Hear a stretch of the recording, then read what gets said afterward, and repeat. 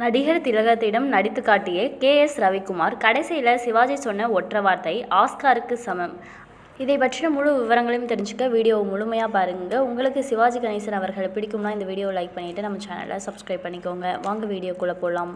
தமிழ் சினிமாவின் நடிப்பு பல்கலைக்கழகம் என்று அழைக்கப்படுபவர் தான் சிவாஜி கணேசன் அவர்கள். எல்லா விதமான கேரக்டர்களையும் நடித்து அசதிய இவர் சிறப்பாக நடிக்கும் நடிகர்களுக்கு அவருடைய பாராட்டை தெரிவிக்க தயங்கினதில்லை.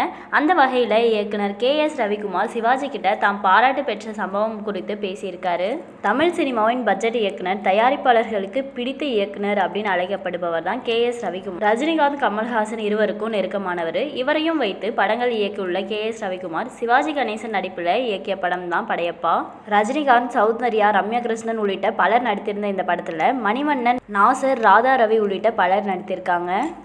படத்தில் சிவாஜியோட தம்பியான மணிவண்ணன் சொத்துக்களை எழுதி கேட்க சிவாஜி தனது சொத்துக்கள் அனைத்தையும் எழுதி கொடுப்பாரு.